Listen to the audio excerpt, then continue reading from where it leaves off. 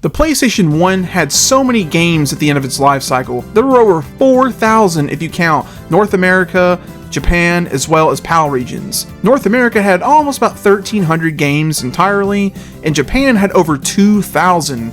Now, the reason why they had so much though, it was just littered with visual novels, mahjong, and casino games. No joke. I sat down and watched a whole video on every game ever released on the console, and yeah, there was a ton of those. So, don't really get it, but you know, it is what it is. I have been looking more into imports lately on the PS1 library because there's still games that we never got that are definitely good and worth checking out. The Adventure of Little Ralph is definitely one that people have spoken about. I have known about this game for a few years now. I just now decided to check it out and see what I thought for myself of this game. So, is this game at all worth your time to check out and play? I'm here today to review The Adventure of Little Ralph for the PS1.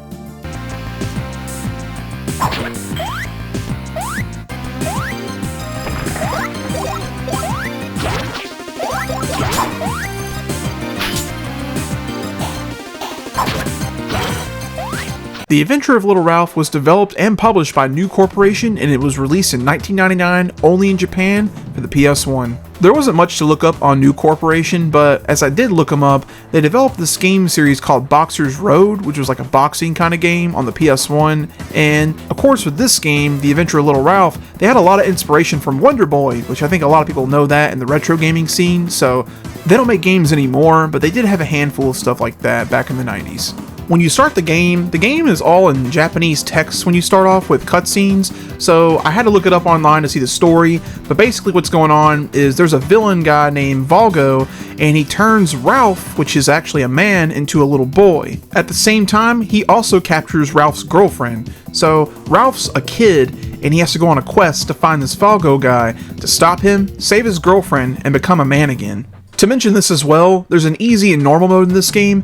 Easy mode only lets you play for the first 5 stages. You get a good ending and save your girlfriend, but you don't get the true ending. If you play through normal mode, it's a little harder to play through obviously, but you have the whole game, which is 8 stages, and you get the true ending. Little Ralph is a 2D action platformer. It looks kind of similar to Super Nintendo kind of games, Genesis stuff, and the controls are super basic. You move with the D-pad, you jump with X, you attack with square. That's all your controls are in this game. But do have a few functions with the square button. If you use the square button normally, you do a sword swipe, goes to left or right. If you hold square in place, your sword gets a lot larger and you're standing in place. When you let go of the button, if the enemy shoots a projectile at you, you can deflect that back at the enemy. That's really, really cool. And the last function you can do with your sword is in the air, you can do a downward thrust. And this is probably the best move you have other than deflection. This move does a lot of damage.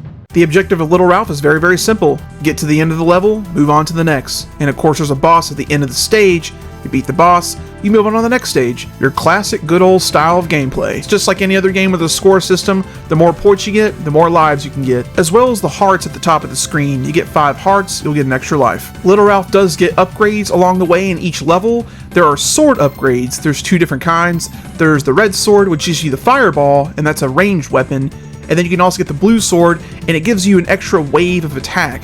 So both are pretty useful and good, and you can get both and you'll just be super powerful. You can also get extra lives along the way. You won't see these too often, and as well as your score system will help with that, but you'll get those as well. You'll also sometimes find this little white guy, looks kind of like Kirby or something, and he provides extra support as an attack. So whenever you attack with your sword, he'll shoot these little nuts out at enemies, and it's like it goes in an arch, so it's very helpful and does extra damage.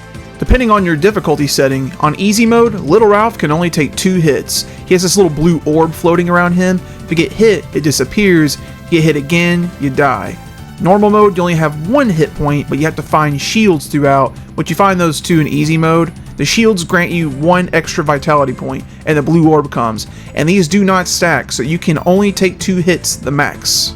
The swordplay in this game is definitely not the only appealing factor here. The levels themselves are just really fun to play through. This game starts off just like your ordinary platformer. It kind of just shows you the ropes of how this game plays.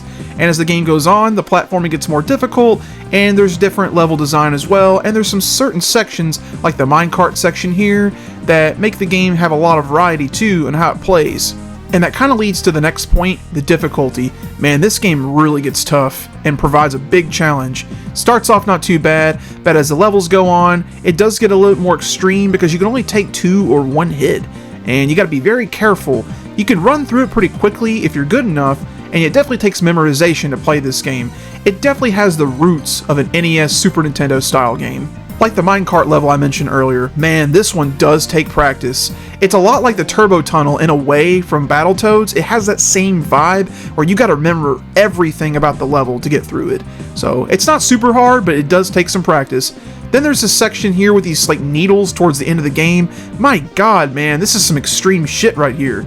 Not to spoil too much, but the last 2 stages will really test your skills, especially stage 8. Boy, you're gonna die a lot. But the grace of this game, with all this difficulty, it is actually very forgiving at the same time. If you die or even get a game over, you'll go back really close to where you were left off at. So in that way, they knew this game was challenging when they made this game, so they made it forgiving. That way you don't have to start from the very beginning like a lot of old games make you do. There's all kinds of random weird enemies in this game, but they have a ton of variety. There's these like little white dudes you'll see quite often. I guess they're like the henchmen. There's these demon things. There's just all kinds of stuff in this game that are kind of scary looking, but also funny looking at the same time. The real meat and potatoes here of the enemies is the boss fights. It starts off with just your basic kind of bosses like a 2D side scroller, but then as the game progresses on the second half of the game, the most interesting thing is it becomes a one-on-one fighting game. You become Big Ralph for a short period of time, and it feels like playing a whole nother game, but it's pretty fun. It's a lot like Street Fighter, definitely feels like Street Fighter 2 with the controls and shooting fireballs, and this gets kind of intense. I'm not very good at fighting games, so I kind of struggled. I got through it, but if you're a fighting game enthusiast, you'll have a great time with these boss fights. The music and graphics are all top-notch in this game. The music definitely sets the mood for the game and how it plays, and each level sounds different too than the last. Not to mention the graphics look outstanding. It definitely looks like a Super Nintendo completely elevated, and of course it's on PS1. It looks like a beautiful game on the PS1, pixel art and everything. You're probably thinking about my opinion about this game and what I've said, and of course, this game is a freaking must-play. It's a damn good game. Everything about this game I really enjoyed. Yeah, it's difficult, but it's forgiving, but you know what? This game, I think the best part of it, it's the challenge. The challenge is just perfect. It's not going to give you any handouts, but it's not going to punish you to the ground. Not to mention too, the final boss is a bitch to fight, but when you beat him, you feel like a king. You really do. I just love this little adventure you go on. Every level feels different and has very good platforming elements. I love the sword play and just the feel of how Little Ralph controls, his momentum, everything. The boss fights are great. This whole game is just good. And honestly, it's one of those games that you'll beat it once and you're going to want to immediately play through it again. I played it on easy and then I played it on normal. And I gotta say, it's easily one of the best 2D side-scrollers on the platform, as well as probably one of my personal favorites now. Heck, I might go play some after this review. The big drawback with this game though is of course it was only released in Japan, and it's definitely one of the most coveted games for collectors. This game goes for hundreds of dollars, so if you want to buy this game, well, you're going to be spending at least over half a grand, so of course most people won't be doing that, so you gotta play this any means necessary. 100% recommendation. Thank you for watching this video. If you enjoyed this kind of content, be sure to give it a like. You got something to say? Leave a comment down below. And of course, if you want to see more content like this in the future, be sure to hit the subscribe button. Thanks again for watching. Take it easy.